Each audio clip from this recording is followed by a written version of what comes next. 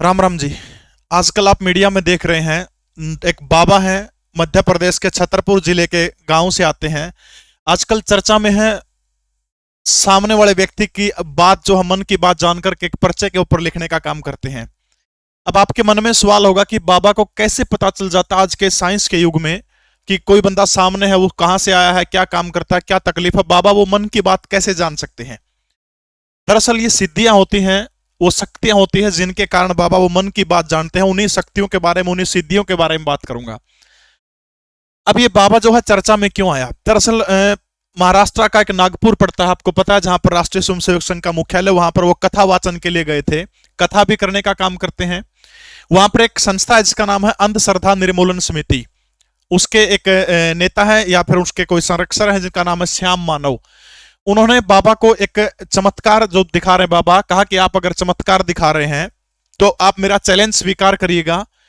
मेरे बराबर वाले कमरे में क्या क्या सामान है, वो सामान आप बता दीजिए, मैं आपको 30 लाख रुपए दूंगा।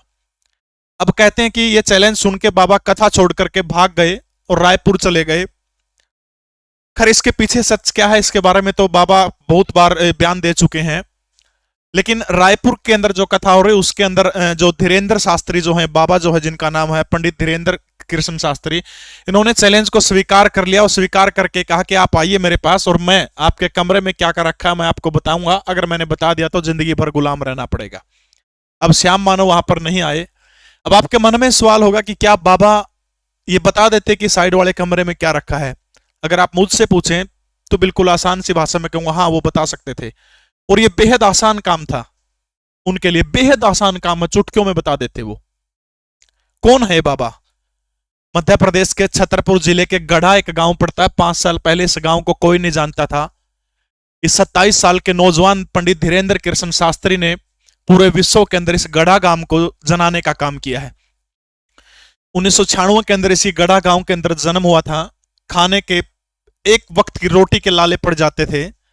इनके दादा पंडित भगवान दास गर्ग, गर्ग है ये बनिया जिसको हम अपने उत्तर भारत में खासतौर पर बोलते हैं। इनके दादा पुजारी थे। 11 साल की उम्र से पंडित धीरेन्द्र कृष्ण शास्त्री जो है वो बालाजी भगवान जो है उनकी पूजा करने का काम करते हैं। उनके हाथ में भगवान हनुमान की गदा रहती है, उसको घुमाते हैं, घुमाने के बाद में चमत्कार करते हैं। लेकिन आपके मन में एक सवाल होगा कि क्या वास्तव में चमत्कार करते हैं? क्या वो एक अंधविश्वास फैलाते हैं? क्या कुछ शक्तियां हैं? उनका जवाब मैं उनको देने का काम आप लोगों को करूंगा। दरअसल रायपुर के अंदर नेशनल मीडिया के सामने, देश के बहुत सारे मीडिया चैनल थे, उनके सामने बाबा ने चैलेंज दिया कि श्याम मानव यहां पर आए, मैं आपका चैलेंज स्वीकार करता हूं। लेकिन वो नहीं आए। अब आपके मन में सवाल होगा कि वो क्या शक्तियां हैं, वो कौन सी शक्तियां हैं जो पंडित धीरेन्द्र कृष्ण गर्ग शास्त्री को आकर के बताने का काम करती हैं।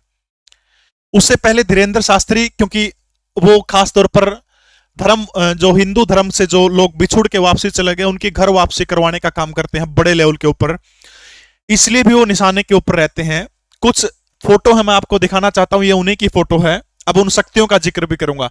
ये एक फोटो इनके फैन के द्वारा वायरल की गई कि ढोंग सिर्फ धीरेन्द्र शास्त्री करते, यहां तो गाड़ी को पोइम सुनाई जा रही है। ये कोई पादरी है, नई गाड़ी कोई बंदा लेके आया, उसके सामने प्रार्थना कर रहे हैं कि गाड़ी ठीक चले। ये कहते हैं कि क्या ये भी अंधविश्वास नहीं है? एक और तस्वीर दिखाता हूं जो बहुत वायरल हो रही है। ये पंडित धीरेन्द्र कृष्ण शास्त्री हैं, कोई ब्रिटिश महिला है, उनसे गले मिल रहे हैं। ये फोटो बहुत ज्यादा वायरल हो रही है कि देखिए किस तरह से गले मिलते हुए एक साधु को शोभा नहीं देता। अगर मेरा पर्सनल ओपिनियन आप इसके अंदर समझो तो साधु जो होता है दिल से मिलने की भावना होती है।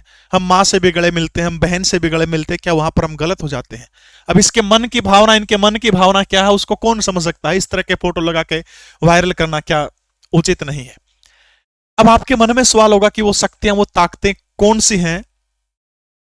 क्या सचमुच भगवान हनुमान आकर के उनको बताते हैं जैसे वो बालाजी का नाम लेते हैं? मेरा उत्तर है नहीं। भगवान हनुमान इतने सस्ते नहीं है कि वो किसी को आकर के बताएं कि सामने वाले के मन में क्या चल रहा है। अब वो शक्तियां देख लीजिए कौन सी है। सबसे पहला नाम है, एक सिद्धि है जिसका नाम है कर्ण पिशाचिनी सिद्धि। कर्ण पिशाचिनी सिद्धि, ठीक है। हो सकता है आप मेरे को बेवकूफ कहें, लेकिन आप इस सिद्धि के बारे में गूगल में सर्च करना कि कर्ण पिशाचिनी सिद्धि क्या होती है। दरअसल ये जो सिद्धि होती है तांत्रिक विद्या होती है, कुछ मंत्रोच्चारण का आपको गहन अध्ययन करना पड़ता है, सालों साल इस तपस्या के अंदर लग जाते हैं। इसके बाद एक अलौकिक शक्ति होती है, एक देवी होती है, इसको कर्ण पिशाचिनी माता कहते हैं। कहते वो कान में आकर के बैठ जाती है, जो इस तपस्या को करता है उसके कान में भयंकर दर्द होता है। अगर आपको पूरी विधि जाननी है तो आप YouTube पर सर्च करिएगा कर्ण पिशाचिनी विधि, या फिर गूगल में सर्च करिएगा, पूरी आपको पूरा पता चल जाएगा कैसे कैसे इसकी विद्या करनी होती है। वो मैं उस चक्कर में नहीं पड़ना चाहता, मैं आपको सिर्फ बताना चाहता हूं कि पंडित धीरेन्द्र कृष्ण शास्त्री कैसे जानने का काम करते हैं। अब ये मंत्रोच्चारण से कठिन तपस्या होती है, उस कठिन तपस्या के मंत्रों के आह्वान से वो देवी आकर के कान में सब बताने का काम करती है कि सामने वाला कौन है, किस गांव से आया है, क्या काम करता है। अब एक और दिलचस्प मामला इसके अंदर, जब मैंने इसके बारे में अध्ययन किया तब पता लगा कि सामने वाले व्यक्ति के बारे में लाइव नहीं बता सकते कि ये कहां से आया, क्या कर रहा है, लिख के बताना पड़ता है। ये भी एक, नहीं तो अगर इस तरह का नियम अगर वो तोड़ेंगे, अगर सामने वाले के बारे में लाइव बता देंगे, कहते हैं कि ये देवी जो शक्तियां जो है ये कभी नहीं आती। अपने नवरात्रों के अंदर विद्याओं का जिक्र सुना होगा, 10 महाविद्याएं हैं। 10 महाविद्याओं में से एक 9वीं महाविद्या है जिसका नाम है कर्ण मातंगी साधना। कर्ण मातंगी साधना, ये जो कर्ण मातंगी साधना जो है ये भी यही काम करती है। मां मातंगी जो है का काम क्या करती है, मां मातंगी जो साधक कर्ण मातंगी यंत्र होता है, किसका भी एक मंत्र उच्चारण के साथ में पूरी विधि आपको गूगल यूट्यूब पे मिल जाएगी कि कर्ण मातंगी साधना क्या होती है। अगर आपको मेरी बात पे यकीन नहीं हो रहा कि मैं अंधविश्वास फैला रहा हूं, आप गूगल करिएगा, इन दोनों विधियों के बारे में एक बार सर्च करिएगा, उसके बाद मेरी वीडियो पर कमेंट करिएगा, ठीक है। कर्ण मातंगी साधना के अंदर कान के अंदर आकर के कर्ण मां मातंगी बताने का काम करती है। सामने वाला व्यक्ति क्या करता है, इससे भूत भविष्य वर्तमान तीनों चीजों के बारे में पता चल जाता है। ये आप गूगल इनके बारे में कर सकते हैं। अब सबसे बड़ा सवाल है कि क्या पंडित धीरेन्द्र कृष्ण शास्त्री जो हैं, क्या उनके पास में भगवान हनुमान बताते हैं या फिर ये विद्याएं हैं उनके पास में, ज्योतिष की या फिर या कहिए सिद्धि की। ये दो ही महत्वपूर्ण विद्याएं हैं जिनके सहारे कोई व्यक्ति क्या जान सकता है कि भूत भविष्य वर्तमान सामने वाले व्यक्ति के बारे में बता देता है। दरअसल ये जो कर्ण पिशाचिनी साधना होती है बड़ी कठिन साधना होती है। शास्त्रों के अंदर इसके बारे में जब मैंने अध्ययन किया तो कहते हैं कि यह साधना करने वाला व्यक्ति नरक भोगता है, या फिर उसका जो जिंदगी का अंतिम पड़ाव होता है वो इतना भयंकर होता है, वो इतना दुसावर होता है कि हर किसी को नहीं करनी चाहिए। इसलिए हो सकता है बाबा धीरेन्द्र शास्त्री इन विद्याओं के बारे में न बता के सीधे भगवान हनुमान की पूजा प्रेरित करने के लिए कहते हैं।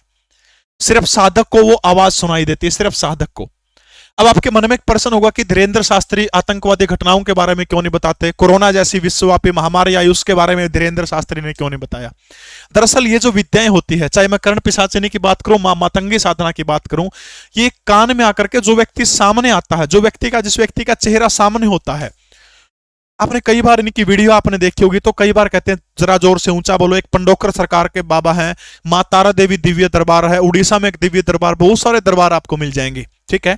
वो कहते हैं थोड़ा ऊंचे बोलो क्योंकि उनको कान में वो देवी की आवाज आती है। इसलिए जो व्यक्ति सामने आता है और सामने वाले व्यक्ति के मन में जो सवाल है सिर्फ वही बता सकते हैं, भविष्य वाली घटनाओं के बारे में नहीं बता सकते। क्या इसकी जिंदगी में पीछे क्या क्या हुआ, सिर्फ उतना ही बता सकते हैं। ये भविष्य के बारे में इनको जानकारी नहीं होती, सिर्फ अपने तुक्के से अनुभव के आधार पर ये लोग बताने का काम करते हैं। तो इन विद्याओं के दम पर पंडित धीरेन्द्र ब्रह्म शास्त्री जो हैं वो सनातन का प्रचार करने का काम कर रहे हैं। 1% भी अंधविश्वास नहीं है, पाखंड नहीं है। हाँ, पहले गूगल करिएगा इनके बारे में, हो सकता है आप नहीं मानेंगे क्योंकि ये सिद्धियां बड़ी कठिन सिद्धियां हैं, कोई भी व्यक्ति इनको प्राप्त कर सकता है। बरसते इनके नियम, आपको जो नियम है वो नियम आपको उनके फॉलो करने पड़ेंगे। पूरी विधि आप गूगल यूट्यूब में सर्च करेंगे, आपको उसकी पूरी की पूरी विधि मिल जाएगी। अगर आप भी करना चाहते हैं तो ये विधि कर सकते हैं। भूत भविष्य वर्तमान की जानकारी, भूत की जानकारी पूरी की पूरी आपको हो जाएगी। ये गारंटी बहुत सारे लोग लेते हैं, आपको YouTube पे बहुत सारे लेक्चर इनके बारे में मिल जाएंगे। तो ये थे आज की कहानी, पंडित धीरेन्द्र शास्त्री। आपको कहानी कैसी लगी कमेंट जरूर करिएगा। जय हिंद, भारत माता की जय।